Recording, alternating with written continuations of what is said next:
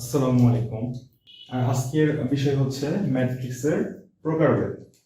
আমরা প্রথমে দেখব ম্যাট্রিক্স যে বিভিন্ন ধরনের হয় সেটা নিয়ে আজকে আলোচনা করব। তো প্রথম আমরা দেখব হচ্ছে ম্যাট্রিক্সের সারি। সারি ম্যাট্রিক্স বলতে কি বোঝায়? আচ্ছা, একটা জিনিস দেখো, আমরা কতদিন পড়ে আসছিলাম যে সারি হচ্ছে কি, এই পাশ বরাবর যেটা সেটা হচ্ছে কি সারি। আর আমরা আরেকটা জিনিস দেখছিলাম, লম্ব বরাবর যেটা থাকে সেটা হচ্ছে কি কলাম। আচ্ছা, তাহলে এখন একটা জিনিস দেখো, এখানে সারি ম্যাট্রিক্স অর্থাৎ যে ম্যাট্রিক্সের শুধুমাত্র একটি সারি বিদ্যমান তাকে আমরা কি বলবো? সারি ম্যাট্রিক্স। আর তাহলে আমরা একটা উদাহরণ দেখি। যেমন ধরো এখানে 1 2 3। আচ্ছা, আমি এটা লিখছি। দেখো এখানে সারি কয়টা আছে? সারি হচ্ছে একটা, আর কলাম কয়টা আছে? 1 2 3। আচ্ছা, তাহলে আমরা এটা কি লিখতে পারি? এটা কত ক্রমের ম্যাট্রিক্স? 1/3।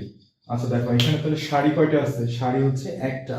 তাহলে আমাদের সংজ্ঞায় যেটা বলা হয়েছে সেটা হচ্ছে যে ম্যাট্রিক্সের একটা সারি থাকবে সেটাই হচ্ছে সারি ম্যাট্রিক্স। কলাম বেশি হতে পারে, এখানে কোনো সমস্যা নাই। আচ্ছা, ঠিক একই রকম ভাবে আমরা আরেকটা উদাহরণ যদি দেই, দেখো আরো ভালো বুঝতে পারবে। সেটা হচ্ছে এখানে মনে করো যে আমি লিখলাম হচ্ছে 1 5 6 8 9। ওকে, আচ্ছা দেখো এখানে সারি কয়টা আছে? একটা সারি আছে, তার মানে এটাও হচ্ছে একটা সারি ম্যাট্রিক্স। আচ্ছা, এরপর আসি কলাম ম্যাট্রিক্স। কলাম ম্যাট্রিক্স একই রকমই সংজ্ঞা। যে ম্যাট্রিক্সের একটি মাত্র কলাম বিদ্যমান তাকে আমরা কি বলবো?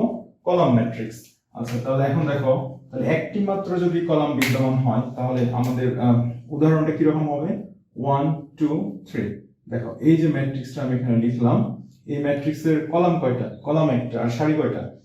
1 2 3। তাহলে তিনটা সারি একটা কলাম। তাহলে এটা হচ্ছে কত? 3/1 ক্রমের একটা ম্যাট্রিক্স।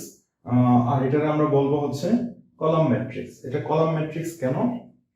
কারণটা হচ্ছে এই ম্যাট্রিক্সের একটি মাত্র কলাম বিদ্যমান। আচ্ছা, আমি যদি আরেকটা উদাহরণ দিই, যদি এরকম হয় 1 2। আচ্ছা দেখো এখানেও আমরা দেখতে পাচ্ছি হচ্ছে কলাম কয়টা আছে? একটা। আর সারি আছে কয়টা? একটা। আর এই পাশে একটা, দুইটা। তাহলে 2/1। ঠিক আছে, তাহলে 2/1 ক্রমের এটা একটা কলাম ম্যাট্রিক্স। ঠিক আছে, তাহলে এখানে কলাম কয়টা আছে? কলাম হচ্ছে একটা, এই জন্য এটা হচ্ছে কলাম ম্যাট্রিক্স। আচ্ছা, এরপরে দেখো বর্গ। বর্গ কিন্তু আমরা ছোটবেলা থেকে পরিচিত যে বর্গ মানে কি, যার দৈর্ঘ্য এবং প্রস্থ সমান, সেটাই হচ্ছে কি বর্গ। আচ্ছা, বর্গ ম্যাট্রিক্সের সংজ্ঞাটাও একই রকমই, অর্থাৎ যে ম্যাট্রিক্সের সারি এবং কলাম সংখ্যা সমান হবে আমরা তাকে কি বলবো? বর্গ ম্যাট্রিক্স। যেমন একটা উদাহরণ দেখো, আমি এখানে 1 2 দিলাম, 3 4 লিখলাম। আচ্ছা দেখো এই ম্যাট্রিক্সটার সারি কয়টা আছে? একটা, দুইটা। আর কলাম কয়টা আছে? একটা কলাম, একটা কলাম। কয়টা কলাম হলো? দুইটা। তাহলে এটা কত? 2/2। তার মানে এটা হচ্ছে দেখো সারিও দুইটা, কলামও দুইটা। তাহলে এটার আমরা কি বলতে পারি? 2/2 ক্রমের একটি বর্গ ম্যাট্রিক্স। ঠিক আছে। আচ্ছা, আমি যদি ক্রমটারে বাড়াই দিই, 3/3 ক্রমের একটা বর্গ ম্যাট্রিক্স যদি লিখি, তাহলে দেখো এখানে 1 2 3 4 5 6 8 9 10। আচ্ছা, এখানে দেখো সারি তাহলে কয়টা আসতেছে? এখানে সারি হচ্ছে তিনটা। এই যে একটা সারি, দুইটা সারি, আর নিচে একটা সারি, তিনটা সারি। আর কলাম কয়টা আসতেছে? 1 2 3। তার মানে হচ্ছে 3/3। তার মানে এটা হচ্ছে 3/3 ক্রমের একটি বর্গ ম্যাট্রিক্স। আচ্ছা ঠিক আছে, এরপর আমরা দেখবো হচ্ছে মুখ্য বা প্রধান কর্ণ। আচ্ছা, কর্ণ বলতে কি বোঝায়? দেখো আমরা কিন্তু ছোটবেলা থেকে এই জিনিসটার সাথে পরিচিত। কিরকম? আচ্ছা, আমি একটা বর্গক্ষেত্র আঁকাইলাম, মনে করো এখানে একটা বর্গক্ষেত্র আঁকাইছি। ঠিক আছে, তো এই যে বর্গক্ষেত্রে আমি যদি চিন্তা করি এই পাশ থেকে এই পাশ, এই যে ডিস্টেন্স, এটাই কি আমার কর্ণ না? আচ্ছা, আবার দেখো এই পাশ থেকে এই পাশ, এটাও একটা কর্ণ। ঠিক আছে, তো এই হচ্ছে আমাদের কর্ণ, অর্থাৎ এক কোণ থেকে আরেক কোণ বরাবর যেটা, সেটাই হচ্ছে কর্ণ। তো এখানে বলছে মুখ্য বা প্রধান কর্ণ। ম্যাট্রিক্সের ক্ষেত্রে মুখ্য বা প্রধান কর্ণ হচ্ছে, দেখো একটা উদাহরণ দেখি, 1 2 3 4। আচ্ছা, তাহলে দেখো এখন আমি যদি এই কোণ থেকে এই কোণে মানটা নেই, দেখো এখানে মান কি কি আসতেছে? 1 আর 4। আর এই 1 আর 4ই হচ্ছে ম্যাট্রিক্সের ক্ষেত্রে মুখ্য কর্ণ। আচ্ছা আমরা যদি এটা হচ্ছে 2/2 ক্রমের, আমরা যদি 3/3 ক্রমের নেই, দেখো এখানে একটা 1 2 1 3 2 2 1 1 3। আচ্ছা এটা নিলাম। তো এখানে আসো, এখানে আমাদের মুখ্য বা প্রধান কর্ণ কোনটা হবে দেখো। এখানে এই কোণ থেকে আমরা যদি এই কোণে একটা টান দেই দেখো, তাহলে এখানে কি কি সংখ্যা আসতেছে, সব কটাই হচ্ছে আমাদের কি মুখ্য কর্ণ। তাহলে এখানে 1 2 3 এই যে ভুক্তিগুলো আছে এটাই হচ্ছে আমাদের মুখ্য কর্ণের ভুক্তি। আচ্ছা এখন কথা হচ্ছে এখানে একটা শর্ত আছে, শর্তটা হচ্ছে এটা শুধু বর্গ ম্যাট্রিক্সের ক্ষেত্রে হবে। আচ্ছা আয়তাকার ম্যাট্রিক্সের ক্ষেত্রে হবে না কেন, আমরা যদি একটা উদাহরণ দেখি দেখো 1 2 3 2 3 1।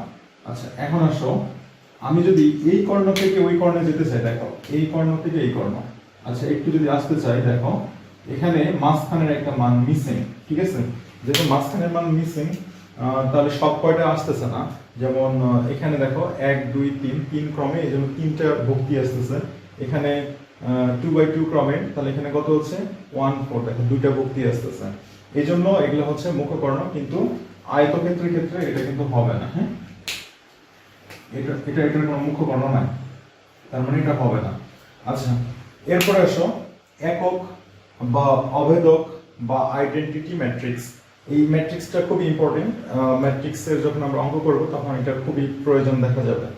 আচ্ছা তো ঠিক আছে, আমরা এখন দেখি এটার বিষয়টা হচ্ছে কি, মূললি একক বা অভেদক ম্যাট্রিক্স যেটা, সেটা হচ্ছে যে এই যে আমরা প্রধান কর্ণটা পাইলাম আগে যেটা দেখলাম, এই কর্ণের মানটা কি হবে 1, আর বাকি যতগুলো ভুক্তি আছে সব ভুক্তিগুলো শূন্য হবে, আর সেটারই আমরা বলি আইডেন্টিটি ম্যাট্রিক্স, আর এটার আই দ্বারা প্রকাশ করা হয়। আচ্ছা আমি I2 দিলাম, অর্থাৎ 2/2 ক্রমের ম্যাট্রিক্স আনবো। আচ্ছা একটু দেখো 2/2 ক্রমের এটা, তাহলে এখানে দেখো প্রধান কর্ণ কোনটা, এই যে এটা হচ্ছে প্রধান কর্ণ, এর ভুক্তিগুলো কত 1, আর বাকি যে দুটো ভুক্তি আছে এই দুটো শূন্য, তার মানে এটা হচ্ছে একটা একক বা আইডেন্টিটি ম্যাট্রিক্স। আর এটা হচ্ছে 2/2 ক্রমের, এই জন্য এখানে I2 দেওয়া আছে। আচ্ছা I3 হলে কি অবস্থা হবে, তাহলে I3 যদি আমি দিই তাহলে কি হবে দেখো, তাহলে 1 0 0 0 1 0 0 0 1। তার মানে দেখো এখানে প্রধান কর্ণ যেটা আছে সেটা সব কয়টাই কত 1, এই যে দেখো 1 1 1, প্রধান কর্ণটা তাহলে আমরা কি পাইলাম 1 1 1, এবং বাকি যে ভুক্তিগুলো আছে সবগুলোই হচ্ছে শূন্য।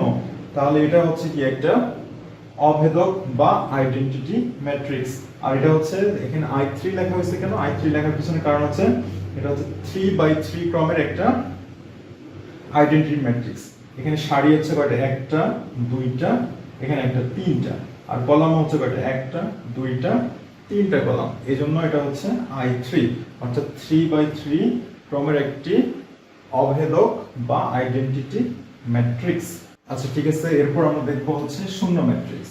শূন্য ম্যাট্রিক্স বলতে বোঝায় যে ম্যাট্রিক্সের প্রত্যেকটি ভুক্তির মান হচ্ছে শূন্য, তাহলে সেটাই হচ্ছে কি শূন্য ম্যাট্রিক্স। যদি আমি এই একটা ম্যাট্রিক্স মনে করি দেখো 0 0 0 0 0 0, তাহলে দেখো এই ম্যাট্রিক্সটার প্রত্যেকটা ভুক্তি হচ্ছে কি শূন্য, সুতরাং এটি হচ্ছে একটি শূন্য ম্যাট্রিক্স।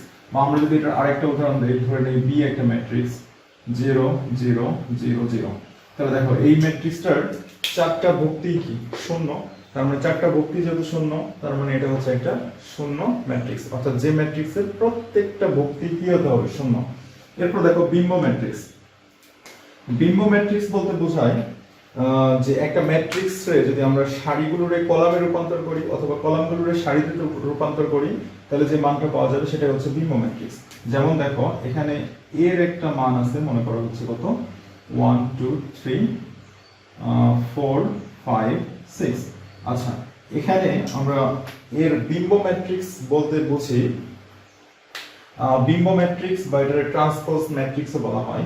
আচ্ছা এই ম্যাট্রিক্সটা যদি আমরা ট্রান্সপোজ করি, অর্থাৎ এর উপর টি চিহ্ন দিলাম, মানে কি করতেছি ট্রান্সপোজ করতেছি, ঠিক আছে? তাহলে এই ট্রান্সপোজ বা বিম্ব ম্যাট্রিক্স বলতে বোঝায় এই যে ম্যাট্রিক্সটা আমরা পাইছি এটার সারিটারে আমরা যদি কলামে বানায় দেই অথবা কলামটারে যদি আমরা সারিতে বানায় দেই, তাহলে নতুন যে ম্যাট্রিক্স পাবো সেটাই হচ্ছে আমাদের বিম্ব ম্যাট্রিক্স। আচ্ছা দেখো আমি একটু দেখাচ্ছি, সেটা হচ্ছে এখানে সারি কত আছে 1 2 3, এগুলোর আমরা কলাম বানাই দেবো। দেখো 1 2 3 কলাম বানাইলাম, আর পরের সারিতে কত আছে 4 5 6, তাহলে এটারও আমরা কলাম বানাই দিলাম 4 5 6। এখন এই যে নতুন যে ম্যাট্রিক্স আসছে এটাই হচ্ছে বিম্ব ম্যাট্রিক্স বা ট্রান্সপোজ ম্যাট্রিক্স। আচ্ছা আমরা আরেকটা উদাহরণ যদি দেখি, দেখো ধরে নাও বি সমান সমান ধরে নিলাম হচ্ছে 1 3 4 5। আচ্ছা ধরে নিলাম এটা, তাহলে এই বি এর যদি আমরা ট্রান্সপোজটা নির্ণয় করতে চাই, তাহলে বি ট্রান্সপোজ যদি আমরা নির্ণয় করতে চাই, তাহলে এটার সারিটাকে আমরা কি বানাই দেব, কলাম। তাহলে সারিতে আছে কত 1 3, তাহলে এটার কলাম বানাইলে উপরে 1 নিচে 3, তারপর কত আছে 4 5, তাহলে কলামে 4 হবে, তার নিচে কি হবে 5 হবে। তাহলে এই যে নতুন ম্যাট্রিক্স পাইলাম এটাই হচ্ছে বিম্ব ম্যাট্রিক্স বা ট্রান্সপোজ ম্যাট্রিক্স। আচ্ছা এরপর আমরা দেখি একটি বর্গ ম্যাট্রিক্সকে প্রতিসম ম্যাট্রিক্স বলা হবে যদি এর উপর যদি ট্রান্সপোজ করা হয় এবং মানটা যদি সেম আসে, তাহলে সেটাকে আমরা কি বলবো, প্রতিসম ম্যাট্রিক্স। ঠিক আছে, মানে কোন একটা ম্যাট্রিক্সের বর্গ ম্যাট্রিক্স হতে হবে, সেটা অবশ্যই শর্ত। তো সেটার উপর যদি আমরা ট্রান্সপোজ করি, ট্রান্সপোজ করাতে একটু আগে দেখলাম মানে হচ্ছে প্রতিবিম্ব ম্যাট্রিক্স বা ট্রান্সপোজ ম্যাট্রিক্স বলা হয়। তাহলে ওটার কি হবে, সারি এবং কলামে যদি আমরা পরিবর্তন করি, করে যদি ওটা আগের অবস্থায় ফিরে আসে, তাহলে সেই ম্যাট্রিক্সটাকে আমরা কি বলবো, প্রতিসম ম্যাট্রিক্স। আচ্ছা আমরা একটা উদাহরণ দেখি, ধরে নাও এর সমান সমান হচ্ছে -2 3 -1 3 4 6 -1 6 -5। আচ্ছা এই ম্যাট্রিক্সটার যদি আমরা ট্রান্সপোজ করি কি অবস্থা হবে দেখো দেখি। এ ট্রান্সপোজ দিলাম, মনে করো এ ট্রান্সপোজ ইকুয়াল টু, তাহলে আমরা কি লিখতে পারবো, এটার ট্রান্সপোজ যদি করি তাহলে সারিটার আমরা কি বানাবো, কলাম। তাহলে এই সারিটার যদি আমরা কলাম বানাই দেই -2 3 -1 3 4 6 -1 6 -5। আচ্ছা দেখো আগের ম্যাট্রিক্স আর পরের ম্যাট্রিক্স, অর্থাৎ কোন একটা ম্যাট্রিক্স আমরা ট্রান্সপোজ করলাম আর ওই ম্যাট্রিক্সটা দেখা যাচ্ছে কি আগের ম্যাট্রিক্সে ফিরে আসছে, তাহলে সেটাকে আমরা বলবো কি, প্রতিসম ম্যাট্রিক্স। দেখো এই ম্যাট্রিক্স আর এই ম্যাট্রিক্সের মধ্যে কোনো পার্থক্য আছে, -2 -2 3 -1 -2 3 -1 3 4 6 3 4 6 -1 6 -5 -1 6 -5। তার মানে আগের ম্যাট্রিক্সটাই ফিরে পাইছি। তাহলে কোনো ম্যাট্রিক্সে যদি আমরা ট্রান্সপোজ করে পূর্বের ম্যাট্রিক্সটাই ফিরে পাই, তাহলে সেটাকে আমরা বলবো হচ্ছে প্রতিসম ম্যাট্রিক্স। আর বি প্রতিসম ম্যাট্রিক্স হচ্ছে কোনো ম্যাট্রিক্সে যদি আমরা ট্রান্সপোজ করি, করার পর সেই ম্যাট্রিক্সের ঋণাত্মক মান ফিরে পাই, তাহলে সেটাকে আমরা কি বলবো, বি প্রতিসম ম্যাট্রিক্স। যেমন এ ম্যাট্রিক্সের উপর ট্রান্সপোজ করলাম, আমরা -a পাইছি, তাহলে এটাকে আমরা কি বলবো, বি প্রতিসম ম্যাট্রিক্স। তাহলে বি প্রতিসম ম্যাট্রিক্সের সংজ্ঞাটা কি, যে কোনো একটা ম্যাট্রিক্সে বি প্রতিসম ম্যাট্রিক্স বলা হবে যদি ওটার উপর ট্রান্সপোজ করা হয় এবং মানটা কি আসে, মাইনাস আসে এবং আগের ম্যাট্রিক্সটাই ফিরে আসে। আচ্ছা একটা উদাহরণ দেখলে আরো ক্লিয়ার হয়ে যাবে। আচ্ছা দেখো একটা উদাহরণ দেখি আমরা, ধরে নাও এর সমান সমান লিখলাম হচ্ছে 0 3 4 -3 0 7 -4 -7 0। আচ্ছা তাহলে এটার উপর যদি আমরা ট্রান্সপোজ করি কি অবস্থাটা হবে দেখো দেখি। এ ট্রান্সপোজ যদি আমরা করি, তাহলে এখন সারিটার আমরা কি বানাবো, কলাম। তাহলে এই সারিটার আমরা কলাম বানাই দিই, তাহলে 0 3 4 -3 0 7, আর লাস্টের সারিটার যদি কলাম বানাই -4 -7 0। আচ্ছা এখন দেখো আগের মানটাই আমরা ফিরে পাইছি, দেখো এখানে কত, বাট এখানে একটা সমস্যা হচ্ছে 0 -3 4, কিন্তু এখানে কি হয়েছে 0 3 4, তার মানে এখানে একটা মাইনাস দরকার ছিল। আবার দেখো এখানে মাইনাস, এখানে প্লাস, কিন্তু এখানে কি মাইনাস, কিন্তু আবার এখানে প্লাস উপরে এটা মাইনাস। তার মানে আমরা কি বুঝতে পারতেছি যে উভয় পক্ষকে যদি আমরা মাইনাস দ্বারা গুণ করে দেই, তাহলে এরকম যদি দেখি মাইনাসটা কমন নেই। আচ্ছা গুণ করে দেওয়া যায়, কমন নেওয়া কি কথাই হবে, যদি তুমি মাইনাস ভিতরে গুণ করে দাও অথবা সব কয়টা থেকে মাইনাস কমন নাও, তাহলে দেখো অবস্থাটা কি দাঁড়াবে। তাহলে এখানে 0 লিখবো, এখানে হচ্ছে -3 লিখবো, এখানে হচ্ছে -4 লিখবো। এখানে 3 মাইনাস ছিল প্লাস, 0 প্লাস ছিল মাইনাস, আর এখানে হচ্ছে মাইনাস ছিল, তাহলে কি হবে প্লাস, এটা মাইনাস ছিল প্লাস, এটা হচ্ছে 0।